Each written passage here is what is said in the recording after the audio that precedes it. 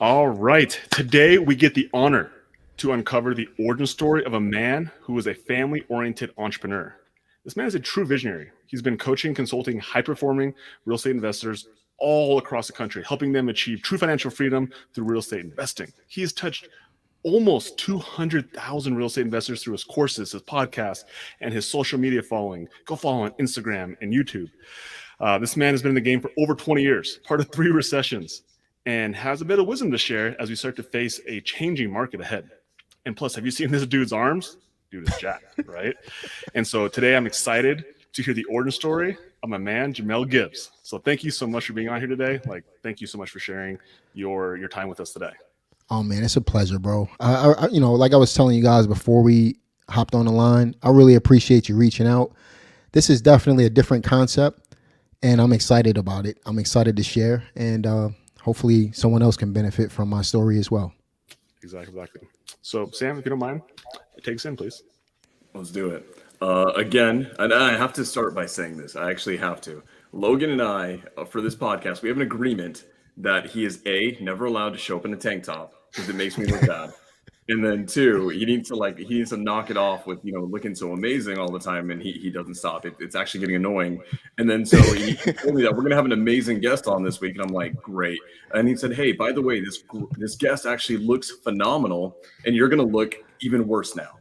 So this kind of sucks, but either way, I'm super excited about this. Thank you so much for being here. And a lot of what we do here is we want to highlight successful entrepreneurs because the success, it matters, right? It's the goal. It's a byproduct of so much hard work, and we want to highlight that.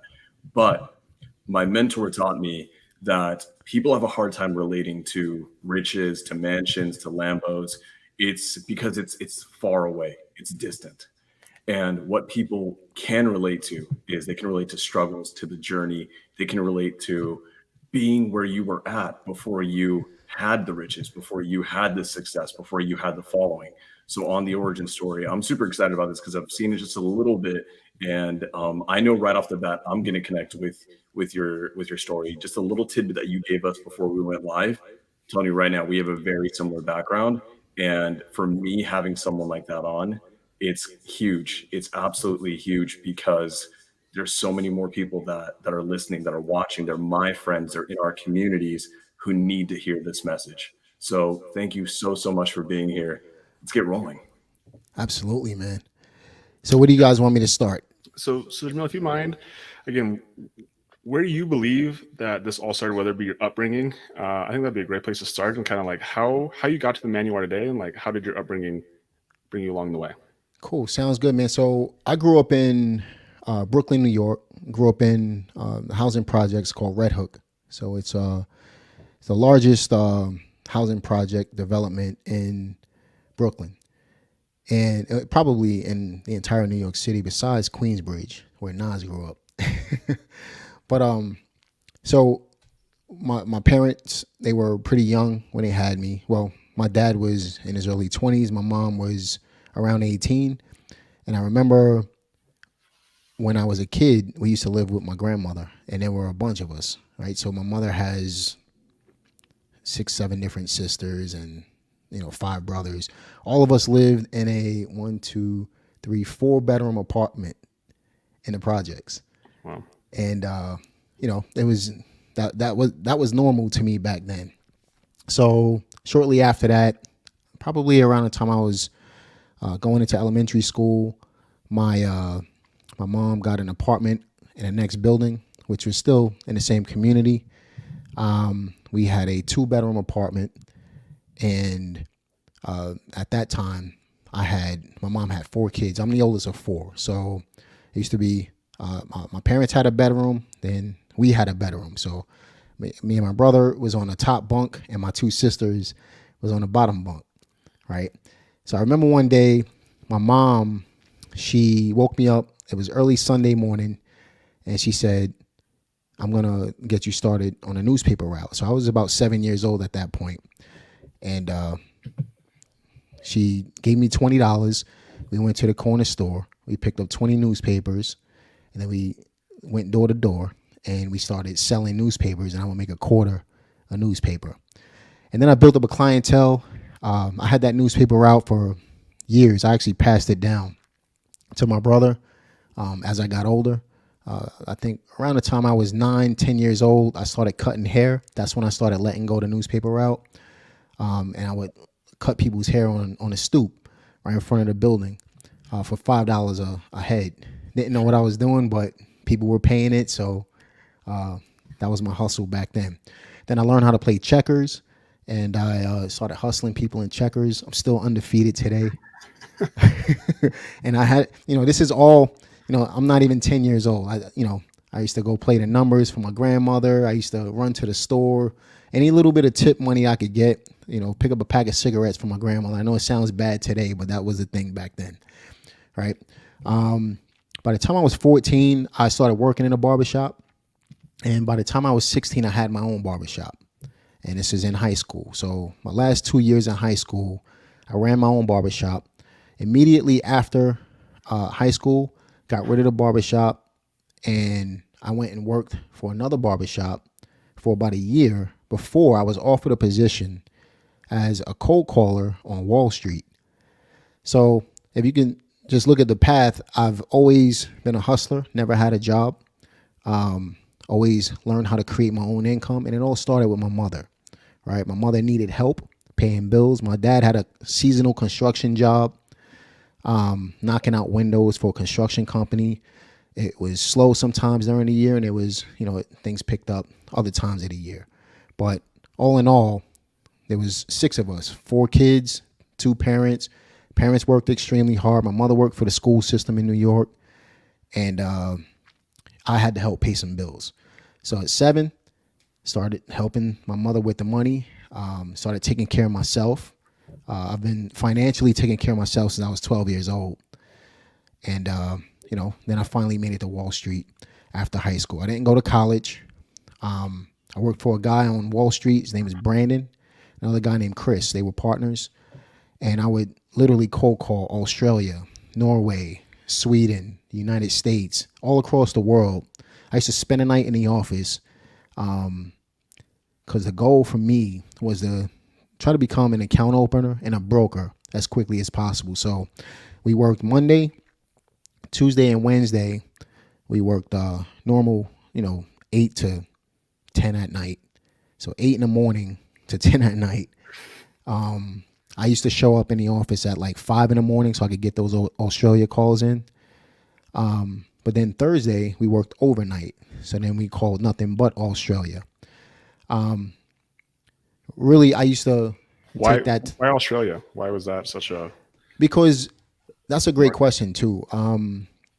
Honestly, Australia wasn't as bogged down as the United States was back then. So it was easier. It's almost like cold calling a brand new real estate list in a part of the country that nobody's ever called, right? So like secondary and these secondary markets, they're becoming really hot. You get a better response rate from those types of leads than you would from a city that's really hot. So we called Australia. So Australia was like the secondary market, so to speak, right? Cool. So the goal was to get 250 leads through 500 qualified leads, and then become an account opener.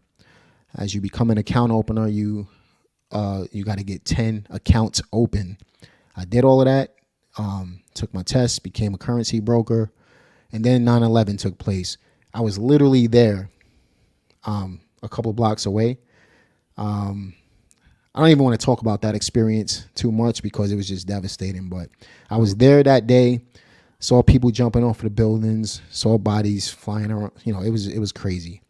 But the company went out of business after that. So basically a year and a half, almost 2 years of working for the company. All of the progress I made, it went down the drain overnight, unfortunately, because people were pulling their money out of the company. Company had to file bankruptcy, all due to 9/11. And then I was stranded back in a barbershop within a couple weeks. Shortly after that, a friend of mine, he became a real estate agent. I saw him bringing home some checks. I said, hey, I got to look into this. I ended up going to get my real estate agent's license. Then I became a broker about a year after that. And then shortly after that, I became an investor, and I've been doing it ever since. So, I mean, there's a lot of... What age were you when you were doing the cold calling? So fresh out of high school, I was 18 years old, calling people worth $100 million. Right. And that kind of built up the courage that allowed me to become who I am today as a real estate investor. A couple of things I learned on Wall Street. Number one, be fearless. Majority of the guys that were working with me were around my age. There's a guy, I'm friends with him on Instagram right now. I'm not going to blow him up, but he's Please do. No, I'm just joking. he's doing really well today, but he was doing extremely well back then. And he was my age, 19, 20 years old, but he was probably making a few $1 million a year at that point, you know. And this is all due to Wall Street. Yeah. So I was inspired by that. I saw things that I never saw before, coming from where I come from, and it just opened up my eyes to a completely different world, completely new possibilities, and I saw where I can go with it, and I took advantage of it, and here I am today. So walk me through. You started as an entrepreneur at 7 years old, doing the paper route, and then you kind of moved up, started cutting people's hair on the footsteps, ended up getting a barbershop, starting your own barbershop, and then moving into Wall Street. Like, along this whole journey, your job, was it to contribute to the family? Like, was a portion of your money going towards making sure that, like, towards rent and towards food? And then how did that transition, like, once you were 18, were you still living at home? Did you go get your own apartment? Like, where was that transition where you kind of flew the coop a little bit, but were you still helping out at home? Yeah. How's that situation? No, that's a great question, man. And I'm just sitting back thinking about all of this stuff. It's really I don't think about it too much. I probably should, but this stuff is bringing back a lot of memories. But so I'm 7 years old. My parents needed help paying bills. I was just one kid that could have gone and helped myself, which would alleviate them from having to take care of my financial responsibility. So my mom showed me how to hustle. And so I contributed some money towards her, and then I kept the rest. So any kind of money I needed for school or anything like that, I worked for that during the course of the week. And then as I got older, any little bit of money that I made, I always contributed back into my household, and then I kept the rest. So let's say half of my money went to my mother, the other half came to me. And that's kind of how we work things out. As I got older, I met my wife. So she was my girlfriend back then. But so we went to junior high school together. But we started dating when I was 18, 19. I just turned 19. Wow. And I'm a few months older than she is. So she was 18 going on 19. We had a little situation. We got a little place together. This is at 18 years old, 19 years old. Yeah. What was rent back then? Oh man, I was living in a bedroom, so it wasn't much. A bedroom in New York, though, it's probably still expensive. It was pretty expensive in New York. It was I can't remember the exact amount, but it was pretty insignificant compared to an apartment. Let's put it that way. Is it like $100 or like $500? Like $500. Right. So we lived in a bedroom for a couple years while I was getting started. So while I started in a real estate business, we were living in that bedroom. My wife, she was my girlfriend at the time, got pregnant. Then I proposed to her. We ended up getting married. As soon as we got married, I ended up getting us an apartment in Pennsylvania. So we moved out to Reading, Pennsylvania, and I stayed there for 8 years before I moved here to North Carolina. Just to backtrack that real quick, though. So while I was living in the room, I did two things. I would bodybuild and I would do real estate. Those were my two things.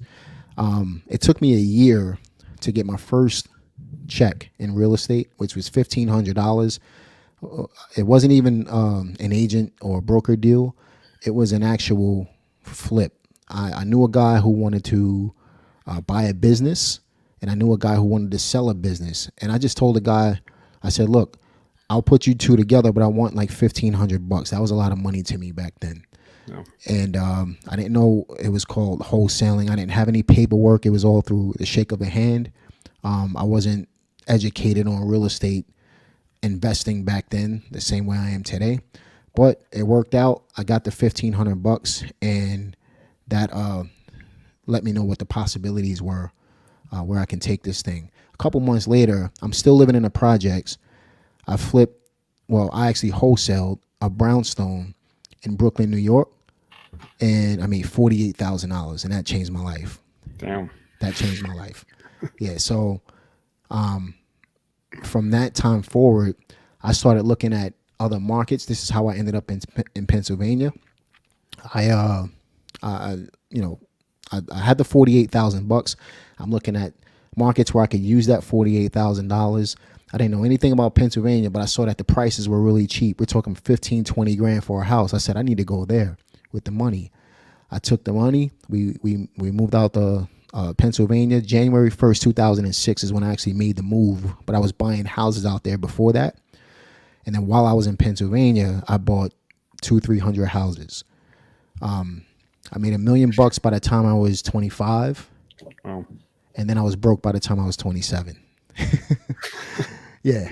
Overspending, So the reason why that happened is because when you start making a certain amount of money and you never had anything to begin with, you start spending like it's always going to be there. And then you see the money coming in consistently, and you just not, at least in my case, I wasn't smart with the money. I wasn't financially savvy.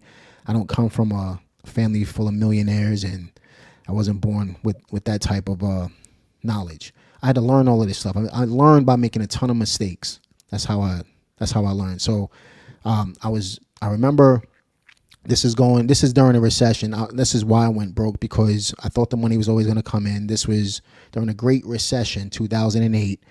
I was losing money hand over fist. I was paying back private money lenders. Every dollar that I've accumulated was basically going down the drain because I was giving it to, I wanted to make sure I paid people back their money if I was borrowing it. Right. So it just caused me to go belly up. 2009, my cousin was killed in South Carolina. Somebody tried to rob him and shot him. And he was more like my brother. We were a week apart. I'm a week older than him. I remember coming home one day and the lights wouldn't cut on. And this is while I have a wife, a kid, and then my wife was pregnant with our second kid. So we had a 1-bedroom apartment, about to move out into a 2, but the lights wouldn't cut on. So this is after making $1 million. This is after being kind of successful in real estate, not making smart money decisions, ended up broke. And within a couple months, I needed to recoup. I used that as fuel to be able to get to where I am today. I learned from it. So it took me 8 to 9 months to get a 6-figure income back up after being completely broke.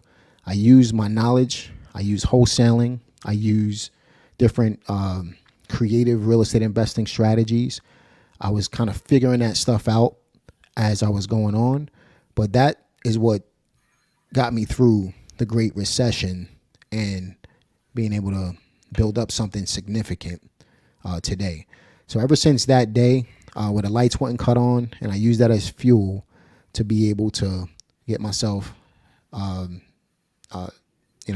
back in the game, I used that as the fuel to be able to catapult my life to where it is today. And since then, I've been focusing on financial freedom, real financial freedom, not living off of active income, but passive income. I've been focused on generational wealth. I've been focused on cash flow. I've been focused on helping other people to avoid the same mistakes that I've made over the years as well. So I've learned a lot. I made a ton of mistakes. I keep failing forward. I continue to fail even today. Right? I make a ton of mistakes. Just a couple years ago, I lost $80,000 on a deal. But thankfully I can afford it now.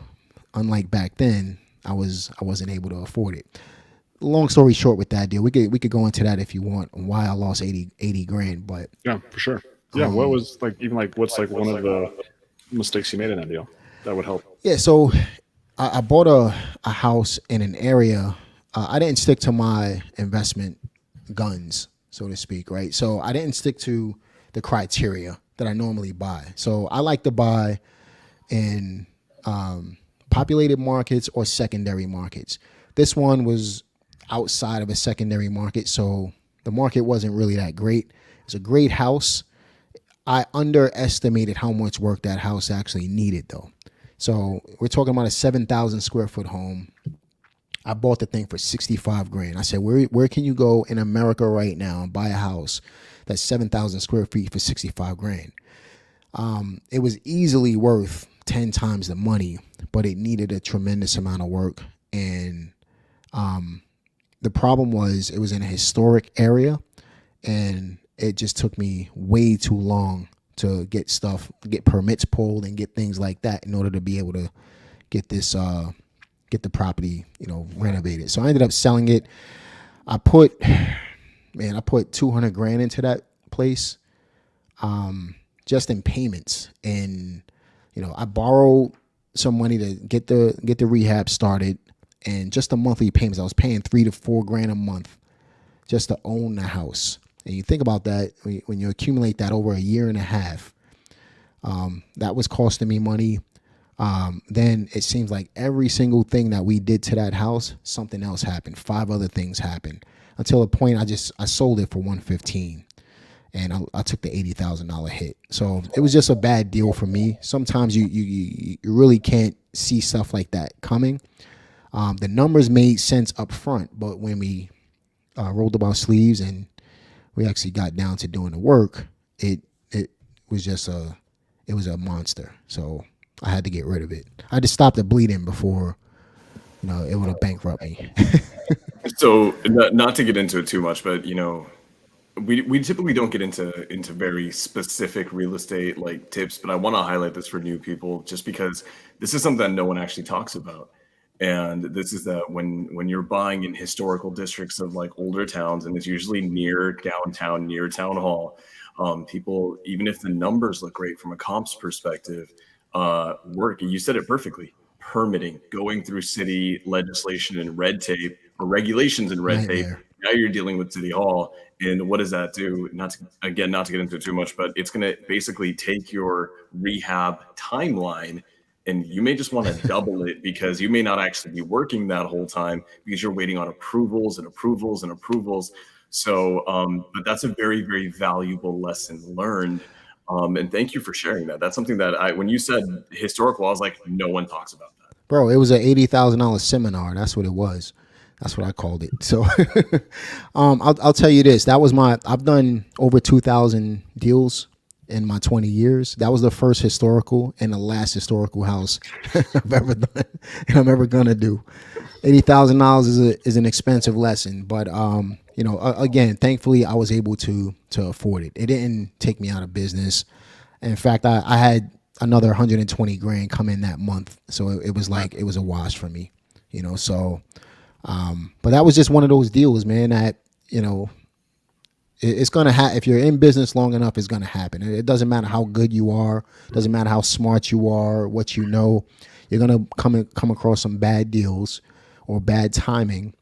And as long as you just don't let that take you out of the business and you keep pushing, the pros in this business far outweigh the cons, hands down. So that was just an expensive lesson for me. Yep. I want to go back to, you're 25, you're buying just say 300 or 400 homes in Pennsylvania. About 200 to 300. 200 to 300 homes, and the market turned.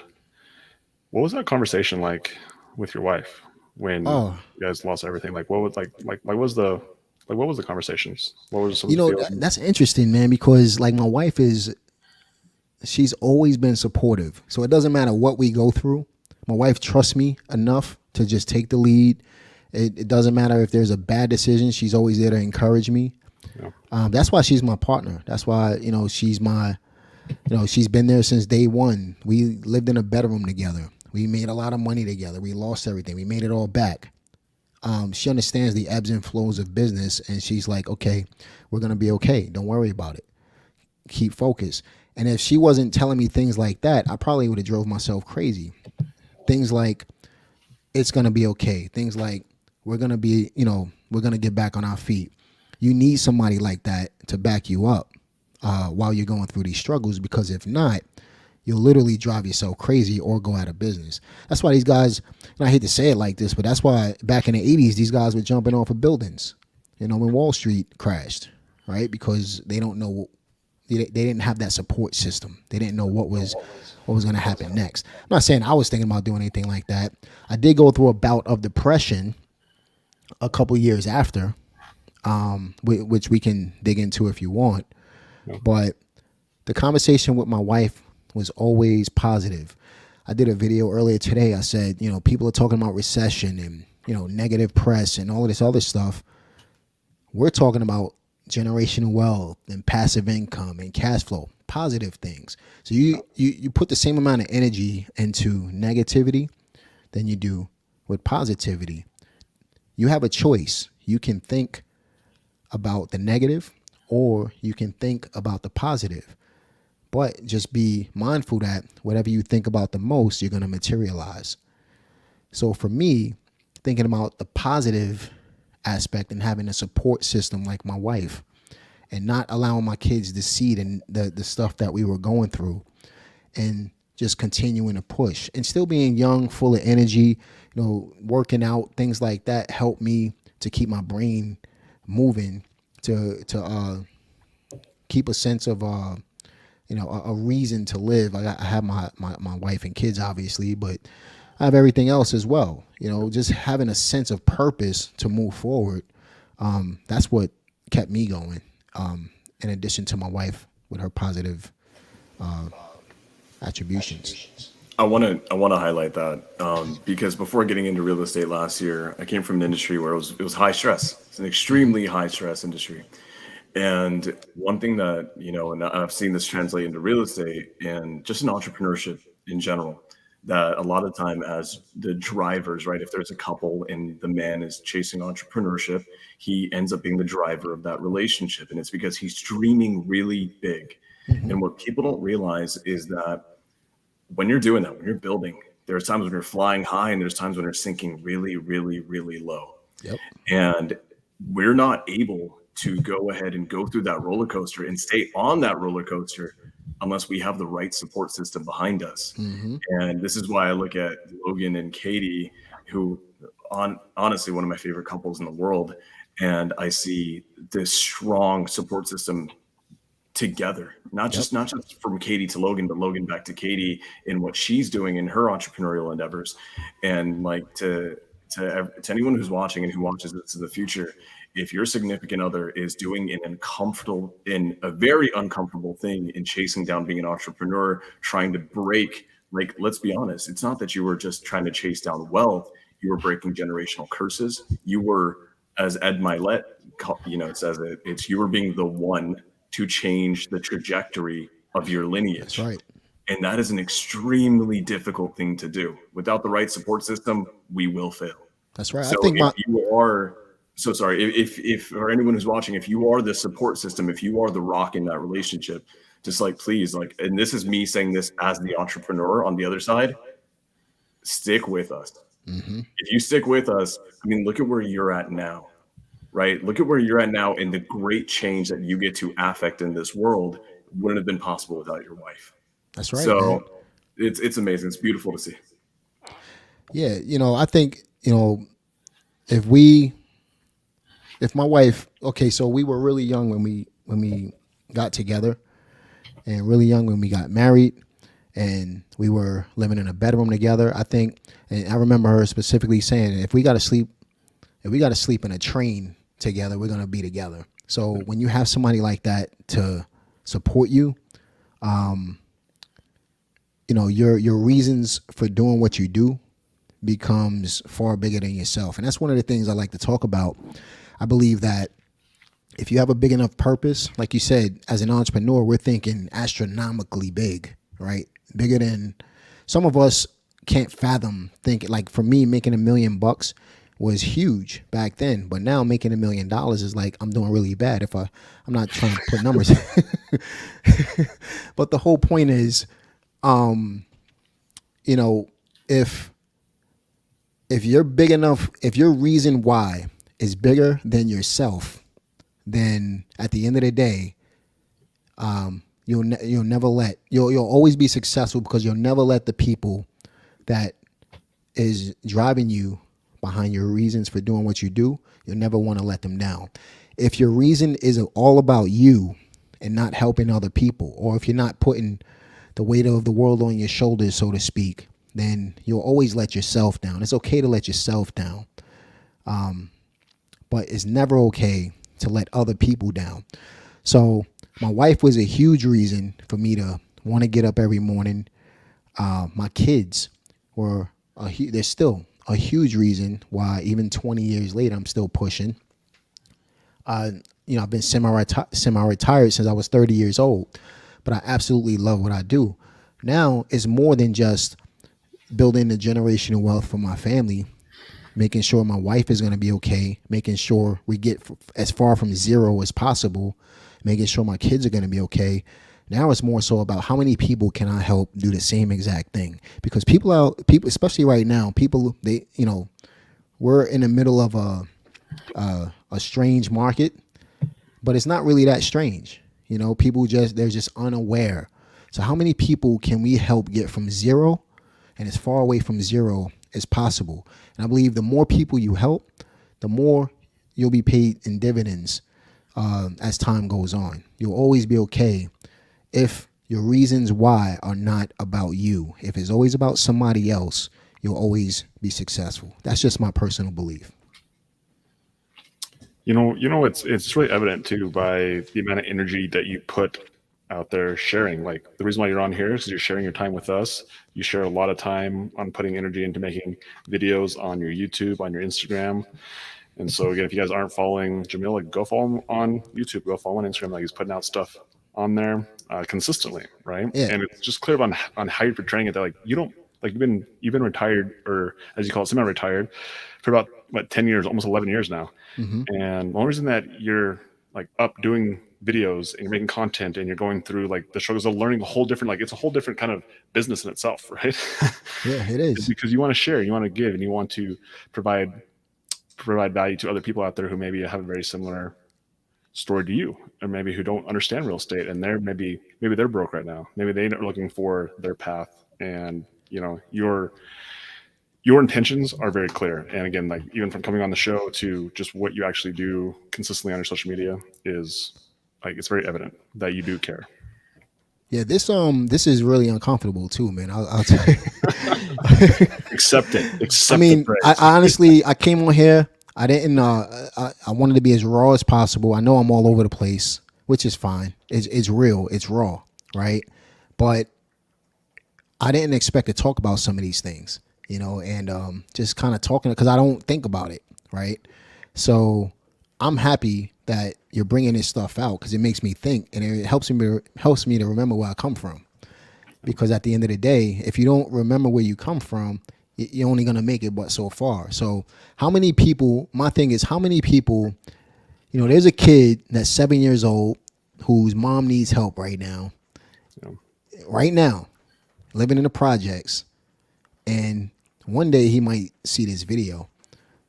I would like to think that I can at least provide that kid some type of driving force to be able to change his trajectory of his family's future just through this particular podcast, man. So this is a powerful podcast. It really is.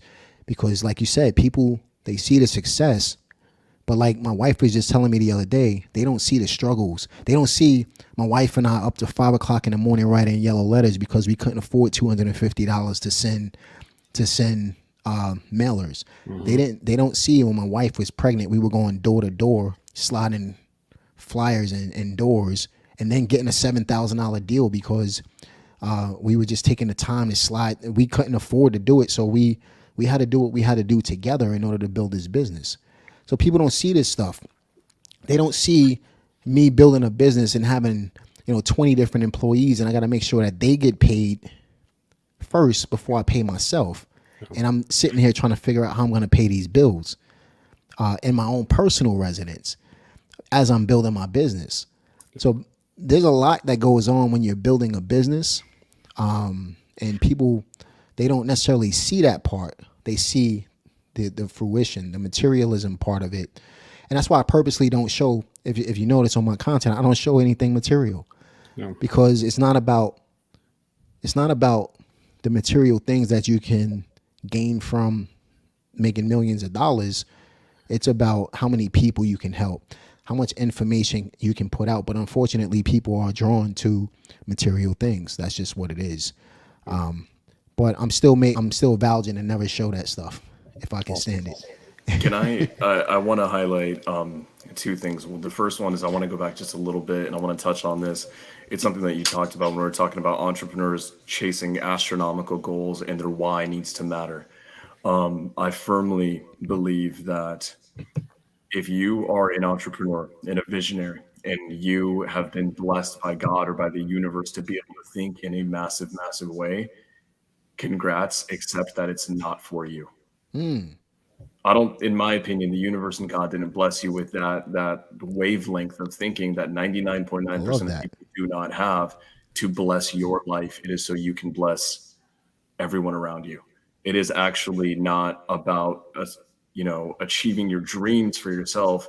It is actually a responsibility. There you go. In fact, I think it's actually a position of sacrifice so you can bless everyone around you. It's just you are a conduit, and that's it. You are a vector for blessings to everyone around you. I wanted to highlight that. I'm so glad you said that because I've never seen anyone articulate it in such an amazing way. So thank you so much for that. And then two, I want to say this about this. People are going to see this, right? People who have backgrounds like you are going to see this in the future. There's probably a few watching right now. But in case you're ever wondering about what, if this is maybe a little bit too raw or maybe it's a little bit all over the place. And I want to say that it absolutely is. And it's the most beautiful thing out there because I grew up with a single mom who was an immigrant, raising 4 boys in the ghetto. Like when you talk about having to be an entrepreneur at a young age to basically be a provider, right? Not just for yourself, but for those around you. I had to miss 200 days of high school so that my single mom could go to work so I can take care of my little kids, my little kid brothers who were toddlers at the time. We couldn't even afford babysitters. And there's a lot of entrepreneurs who are amazing human beings who they will come on this show, they will come on a million shows and they'll get a lot of eyes and they have great stories to tell. But this story, it resonates with so many people. And I think that the people that this story will resonate with, those people need it more than anybody else. I know because I'm one of them.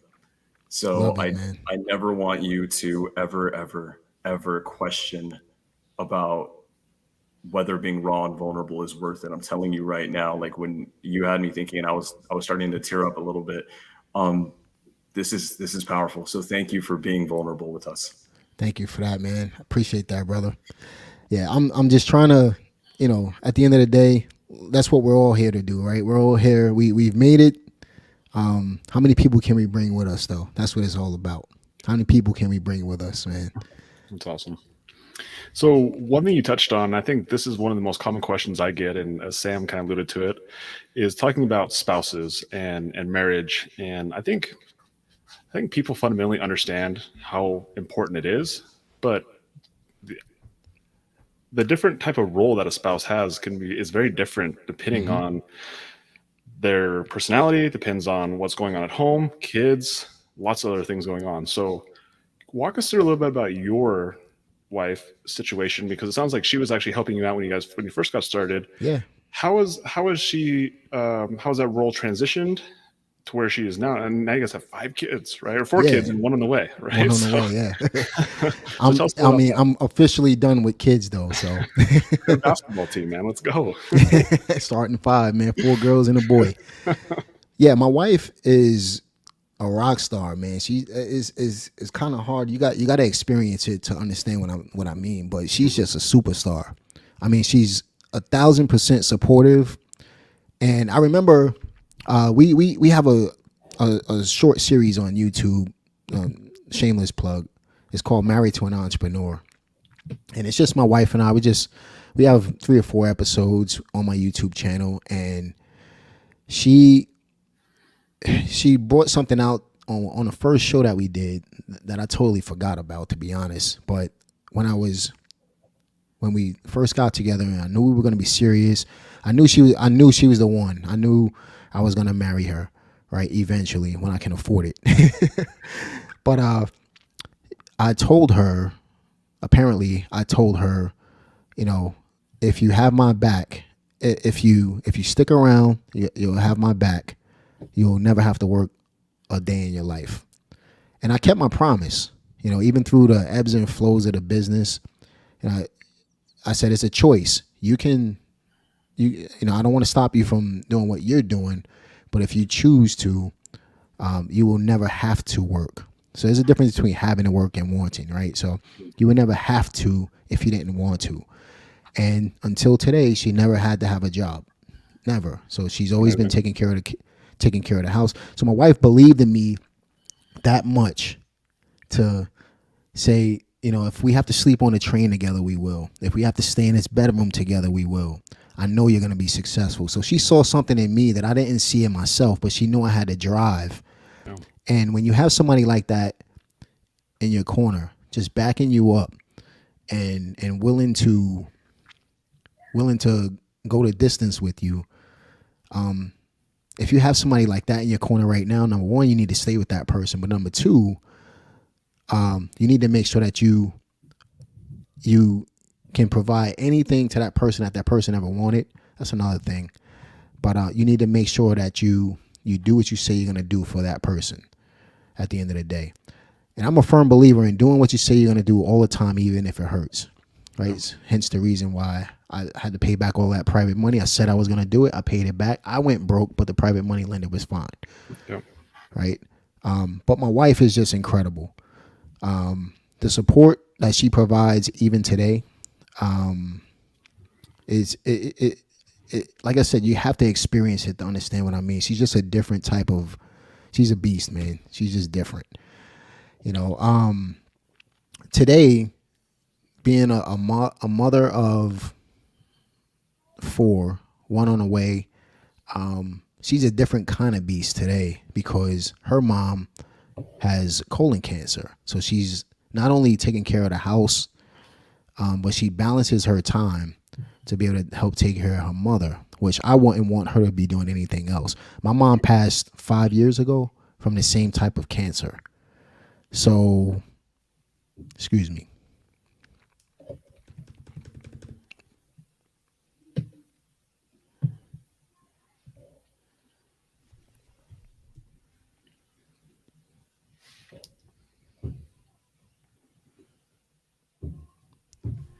Sorry about that.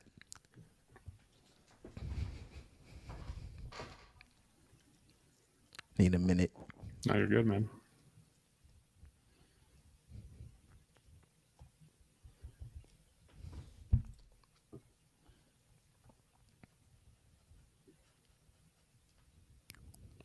All right. So to see her taking care of her mother is incredible. That's what I wanted to say about that. I don't know if I can talk about that too much right now, though. Sorry about that, man. You're all good. And I'll be honest with you, like I was going to circle back to like your relationship with your mother now. I did not know that she passed away 5 years ago, but you know, on her last couple of years, like what was your relationship with your mom? It was incredible. Yeah, and it happened so quick, man, because she died within 13 months of finding out that she had cancer. Okay. So, I mean, we were literally in Disney World at the end of 2015, and She had the cancer bout, and she died January 3rd of 2017. So it was just rough, but I mean, it was just an incredible time. She was able to see me become a successful man, Yeah. and that meant the world to me, Successful in my own in my own right. And there's people way more successful than I am, but I feel like I'm fairly successful in a sense that, number one, it's not all about me. It's about helping other people. Number two, I live by 4 pillars, right? So I live by my spiritual health is more important. I'm a firm believer in God. That's number one for me. I'm a follower of Christ. Number two, I put my health and fitness before my family, and I'll explain why. So my spiritual aspect of my life is first. My fitness is before my family, because if I'm not healthy, I can't take care of my family. Number three, my family comes. Obviously, my family is super important to me, right? But I have to take care of myself before I can take care of anybody else. It's kind of like being on the airplane. They tell you to put your life vest on first if something were to happen. Then you focus on the person next to you. So I'm putting my life vest on first so I can help bring other people with me, right? Yep. And then my financial aspect of my life is the least important to me. What I would put before even finances is not philanthropy, but how many people can I bring with me to be able to help them with their finances? So those are the 4 pillars that I live by. It's faith, it's fitness, it's family, and then it's finances. And through all of that, if I consider myself to be successful. The reason I'm bringing this up, I consider myself to be successful in my own right, because I feel like I'm, number one, I don't ever want to think that I'm 100%. How can I put this? I don't ever want to think that I'm all, whether I'm doing good or not, I'm always going to be good with my faith. That's something that you continue to work on, right? So I want to show humility in that regard. But as far as my fitness, I can push that. I can control that, right? I can't control my relationship. I can control my relationship with God, but the way you look, and some people might agree or disagree. I don't really care, but I think that if you continuously put forth the effort to build your relationship with God, then your relationship strengthens. And as it strengthens, then you can feel confident. But you always have to have a measure of humility in there, because look at, David, from the King David, right? So he was humble. He did it. He had a strong relationship with God, and he slept with another man's wife. And then he had to rebuild, but he showed humility after he slept with another man's wife and had that man killed. He showed humility, so his heart condition allowed him to continue building on his faith. So I think that you always have to show a measure of humility in that regard. But when it comes to fitness, I can control that, right? It's all numbers. If I don't put forth the effort, then I'm not going to receive what's going to come from putting forth the effort. Family, I can put the time into my family. Finances, I can control my finances. So those 4 things I feel like I'm successful in my own regard. I live a very happy family life. We have everything that we ever wanted, everything that we ever needed. We're helping other people. I eat right. I work out every day, just about, and I make sure I take the time to build on my faith every day as well. So I feel like I'm successful. Success is not of monetary value to me. It's more so about everything else that goes on. Finances are the least important thing, in my opinion, and that's because I've made the money. Honestly, I've made the money already. And as I've made the money, I've had everything I've ever wanted. I realize material things are just not all it's cracked up to be. You get way more satisfaction out of everything else that being successful comes with. I hope that answers that question. It absolutely does. And it's like, you said you were a millionaire by 25 and you lost it Broke by all by 27. 27. And the reality is, Logan and I have had on some amazing people who've also been in positions where they've lost it all, where they've been negative in their net worth, they've owed tremendous debts. And the reality is, we always see these people, and what ends up happening out of that is they learn exactly what you said. The money can be made again. You Right. can do it the first time. You know how to Look, do I it the did it second. by the time I was 30. I did it multiple times by the time I was 30 again. So I was broke at 27 and I was a multimillionaire by the time I was 30. And here's the thing, though. So, like, we talked about what is the measure of success. I'm a firm believer that success is measured in how many other lives you've positively affected. And the fact is, it's not just your wife and your children and your legacy that you've built. The fact that you make a strong, conscious effort to go out into the world and find other people to bless when you don't have to. The reality is you don't have to. You've already done probably enough in building your legacy and helping your family and your loved ones. But the fact that you go ahead and do that and just keep outreaching into the world, you're here to do it today, do something very uncomfortable, and doing this right now with us here. This is the measure of success to me. And I want to say this. I think your mother's super proud of you. I I think hope she's so. she's super proud of you. Thanks, brother. I appreciate that, man. I really hope so. That was one thing, So here's a woman that started me. She started it all, right?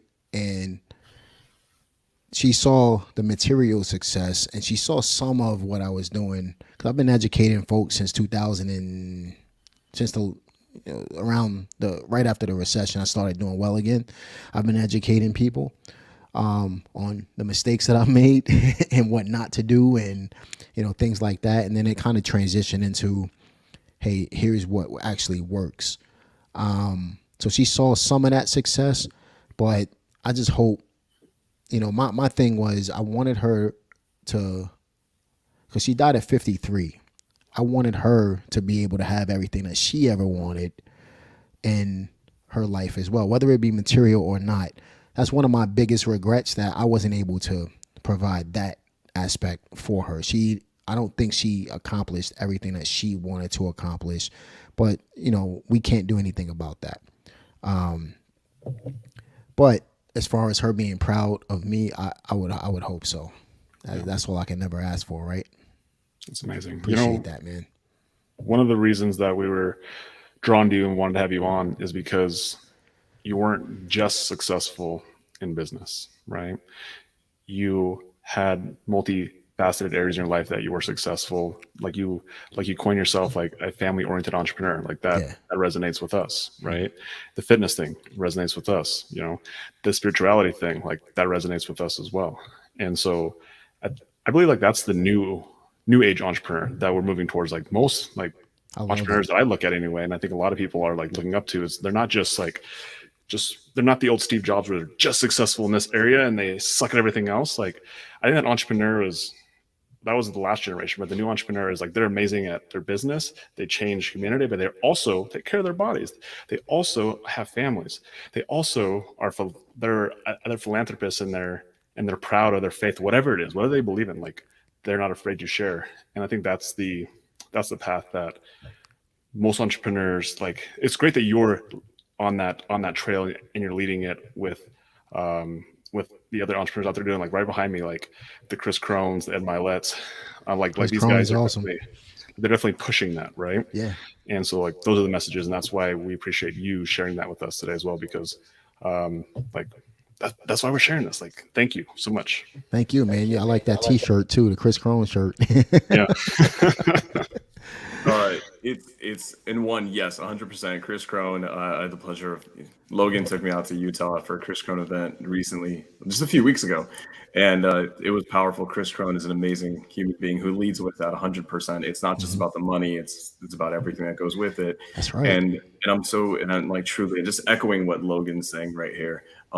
Pace Morby, my mentor, taught me Another great guy. Taught me a lot of things. Taught me a lot of things, but one of the things that really stuck with me is how you do one thing is how you do everything. And I've been talking to a lot of, as a young entrepreneur, I'm only 8 months into the game of being an entrepreneur, and this is all coming at me at light speed. And I'm talking to a lot of young guys as well, and there's this preconceived notion that in order to become worth 100 million, you have to be probably a horrible human being who eats other people alive. Or if you want to build an empire, it's going to come at a cost, and that cost is usually the people around you.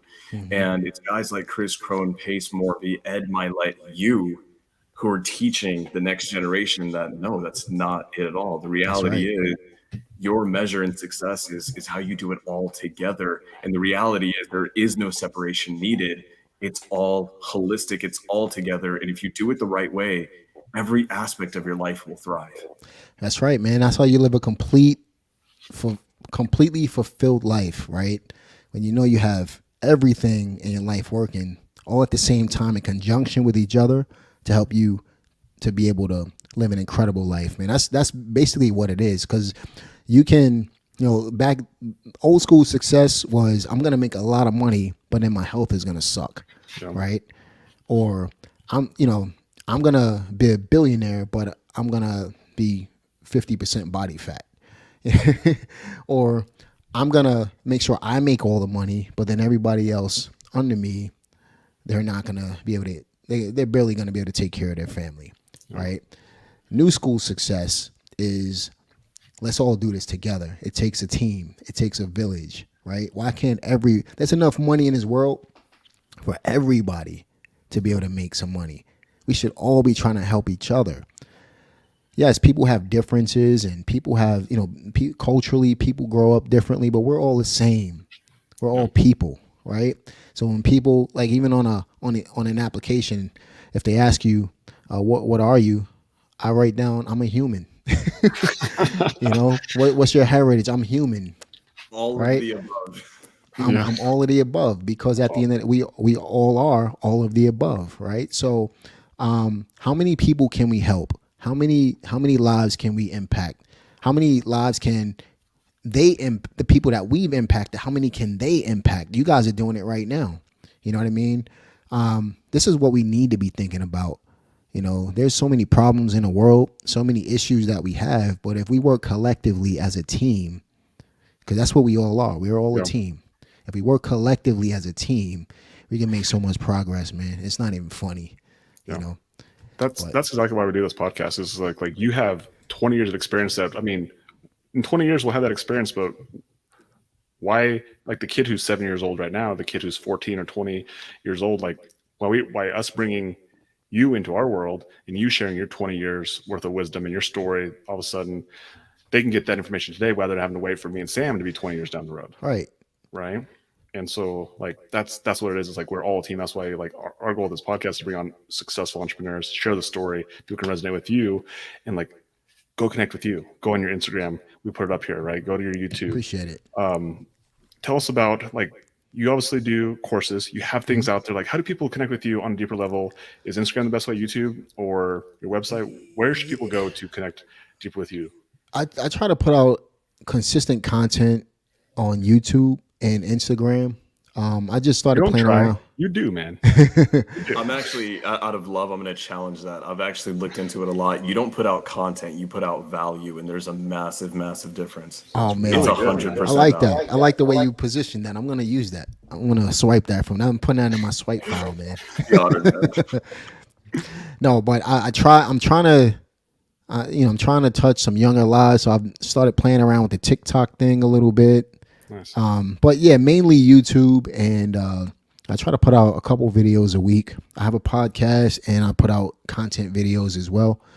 And then I also try to put out the value. Like you said, I am putting out the value on the Instagram. So I wasn't social media savvy until a couple of years ago, honestly. So my audience is kind of is I'm just starting to figure this stuff out, starting to grow. I'm kind of resonating with people in such a way where I can, I think people are starting to pick up the content. But yeah, as the only way to get better at something is to actually do it, right? Yep. So I fell forward, keep pushing, see what works, get rid of the rest, and keep doing what actually works, and use that as fuel to be able to touch as many lives as possible. So that's the game plan.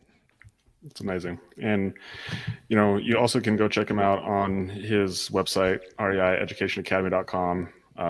Again, we have the socials, but that's the website. Put your email in there. You connect with them further. And as far as like people, like who's your perfect person who you want to help? Like, is there somebody who's already in the game of real estate, someone who's looking to get into real estate, someone's looking to wholesale, someone's looking to hold? Like, what is your, like, who do you love helping? Or is it most people that contact me are people that are looking to get started, or they're looking to take their business and be able to add on to it, right? So there's a couple of different ways I can help people. If you're looking to, number one, if you're looking to get started in real estate, if you're a family person, if you're a lot like me, I tend to want to work with people like that. If you're a single parent and you're struggling and you're trying to figure out how to change your circumstances, I've never been a single parent, but I resonate with single parents. Family oriented people who understand that it takes work. Nothing is ever going to be given to you. You got to put in the work. I hate to say it this way, but you can't be a crybaby, because but people like that is who I resonate with and I create content for. So that's why I call myself the family oriented entrepreneur for a reason. I'm specifically focused on helping families create generational wealth.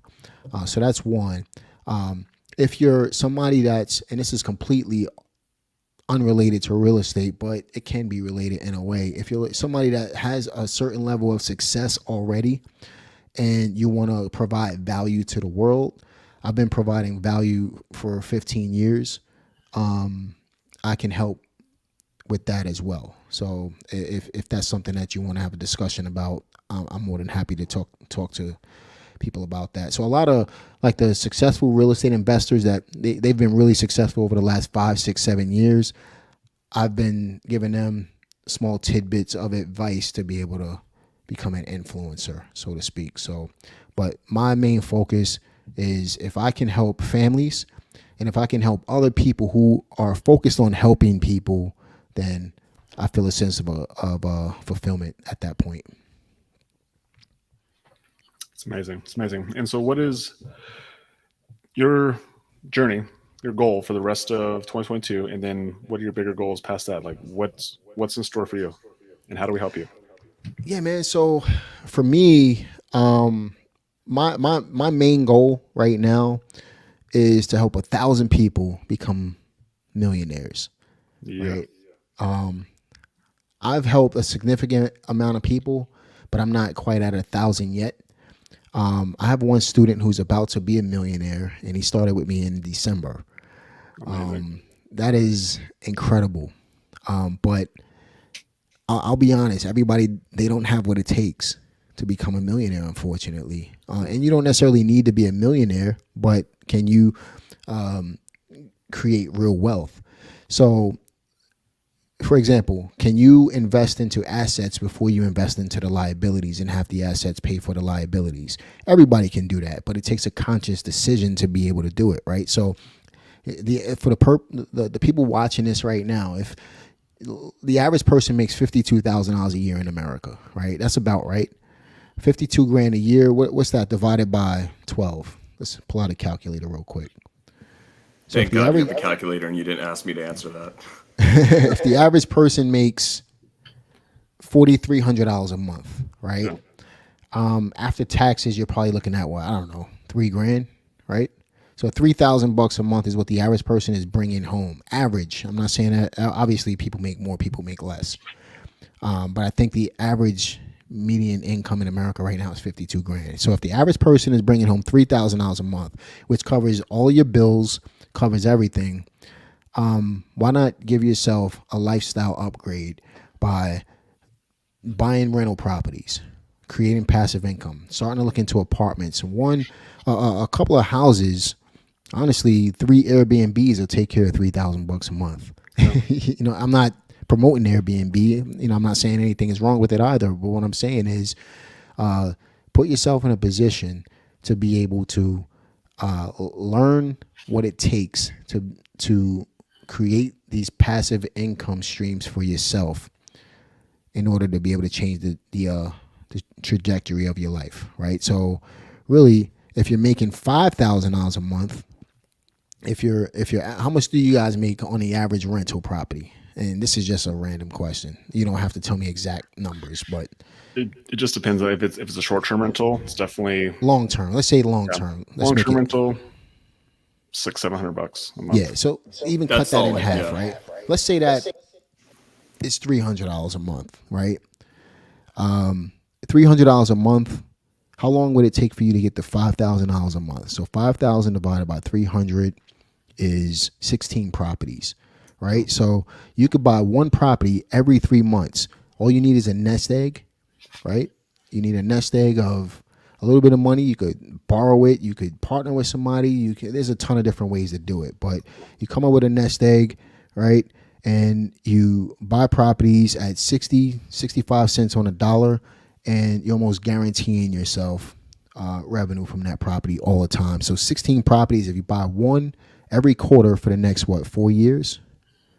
4 years, you'll be retired, right? So it takes 3 to 5 years on average to become financially free in anything you do if you put in the work. If you're 65 right now, you could be retired at 70, truly retired, not having to go to work at Walmart, not having to pack bags out of the supermarket, not having to spend the rest of your life and not enjoying it. If you're 30 years old right now, you want to retire at 35. If you're 25 and you want to retire at 30, you could reverse engineer, know what your goal is, and reverse engineer it and say, how do I get there? Right? Because then once you have a goal, you start asking different questions. It's not, I can't afford to do it. It's how can I afford to do it?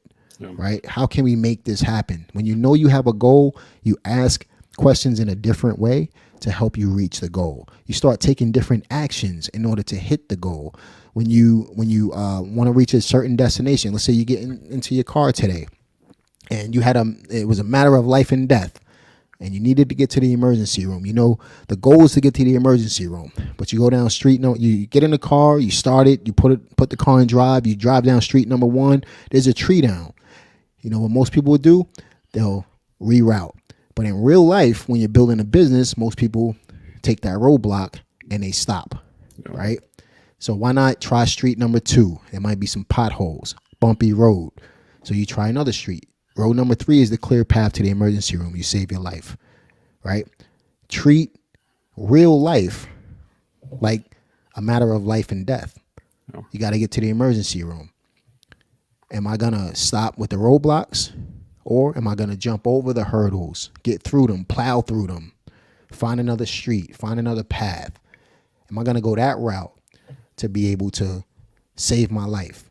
Because you can save your life in real life by having a goal and not giving up, knowing that the destination is there. I got the GPS. I got the roadmap. I understand there's going to be we might have to reroute a couple of times, but we're going to get to the destination. But if you don't have a goal, if you don't know where you're going, then guess what happens? You circle the block and you park right in front of where you just started.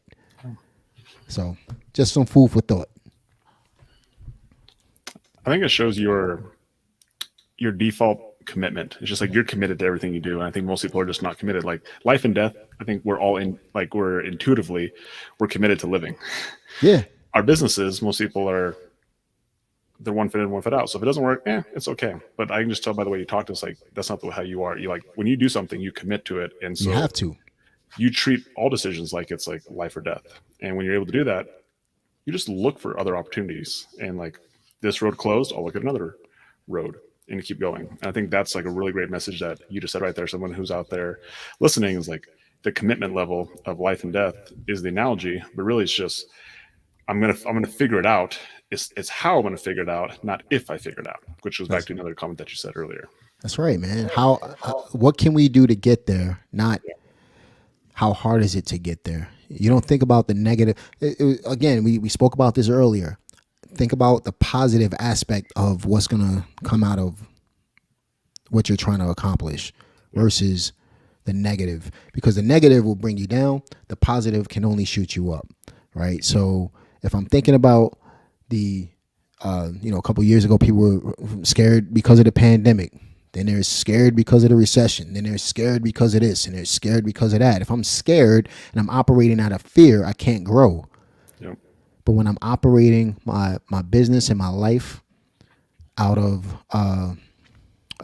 positivity, then I'm growing, right? If you operate out of fear, then you're being held back, and vice versa. Or the flip side of that is operating from a different mindset and being able to take your life to the next level. If you operate out of offense, it's probably a better way to say it, rather than defense.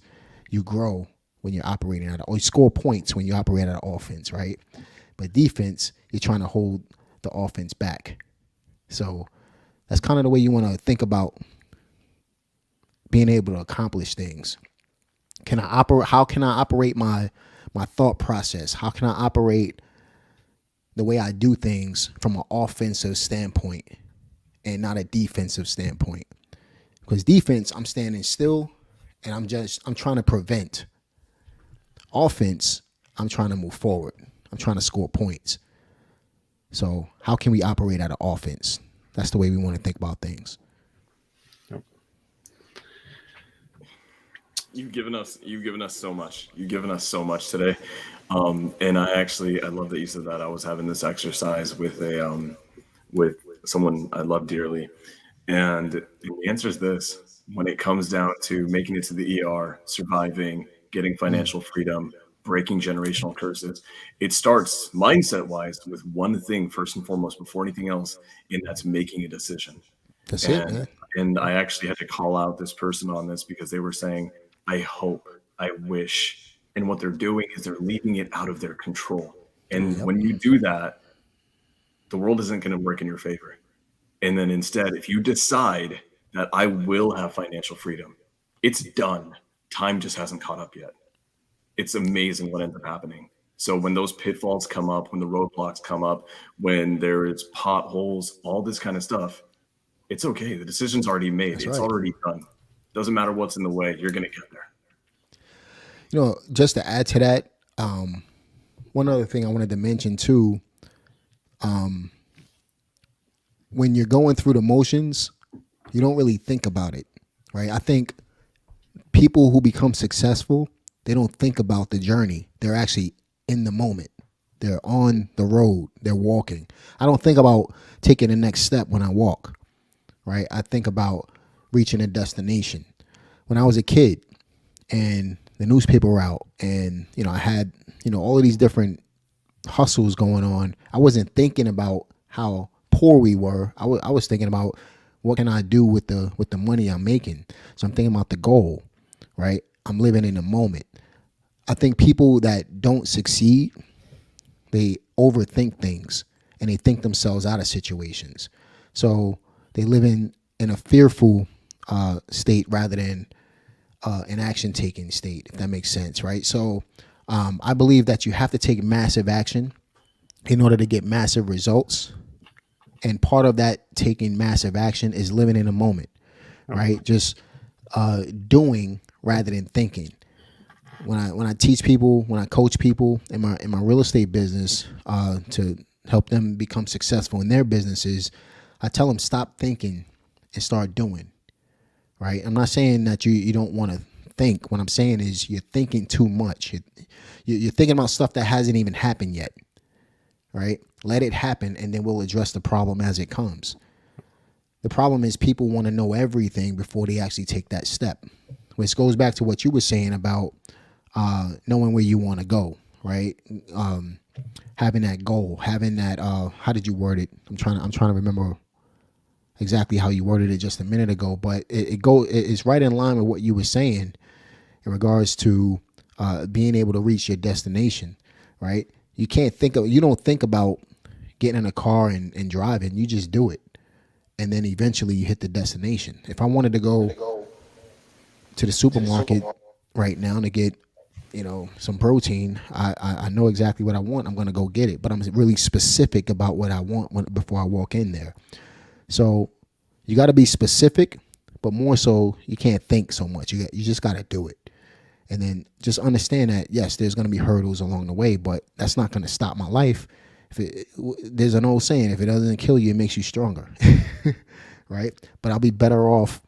I'll be that much closer to my goal when I started, to actually getting started, than if I didn't start and I'm still thinking about it and trying to figure it out. That's the way you have to approach this business, in my opinion. Thoughts? What do you guys think about that? Logan, you go ahead. We're not going to argue, right? And I mean, that's exactly what it is. And again, it's why we brought you on here, because our message is like, we resonate with your message, and it's very in line with everything you do. Like Sam said earlier, how we do one thing is usually how we do most things. And so the character that you show in your real estate business, also the character you show at home, it's the character you show in your philanthropy, it's the character you show with your spirituality. Like it's all in alignment. And again, it's the congruency and the authenticity is actually what is very attractive and what makes you magnetic, right? I appreciate that, man. I didn't consider myself to be magnetic. His wife's gonna hate you for saying that. He's gonna be walking around like, "Hey, babe, I'm magnetic." Yeah, I'm magnetic. That's awesome. Yeah, I mean that's exactly why like we wanted you on here. And it's like you have that authenticity about you that it's there, right? And so again, we just want to say thank you, like so much for sharing your time with us today. Likewise, and man. Sharing your story. And I'm glad that we brought some questions that maybe you haven't thought about or haven't shared before, because I think that's what it's about. And I know there's so many people who are listening to this and then will listen to it in the future that will definitely relate, and they will be attracted to you based on your story. And even Sam here today, like, definitely could tell that he was really attracted to your story as well. And seriously, just thank you so much. So thank you. If you guys are out there, if you want to connect with him further, please go out there and connect with him further. Go subscribe, hit the subscribe button on YouTube, go hit the follow button on Instagram. Go to his website, reieducationacademy.com. Go connect with him on a deeper level and get in this guy's airspace. His goal to make you a millionaire. So if you want to be a millionaire and you connect with him, like, go get with him, because a lot of times it's like who we resonate with, who we can see ourselves in. We believe that. We can cut that from, maybe we think that it'll take us 10 years to be financially free, and you get with Jamel, he'll make you do it in 5 years. Maybe he'll have you doing 2.5 years or 3 years, depending on how much work you're willing to put in, right? This is not a get rich quick. It's a get rich for sure. I love it, man. I've never heard anybody say it that way, but that resonates so well with the way I think about it, man. That is that is incredible, man. I love it. Thank you. Yeah. Add it to the swipe. Yeah. Swipe file. Awesome. Well, Jamel, thank you so much for being on here today. Sam, thank you so much for being an amazing host. And that's Jamel's origin story. So appreciate y'all. Likewise, brother. Thank you.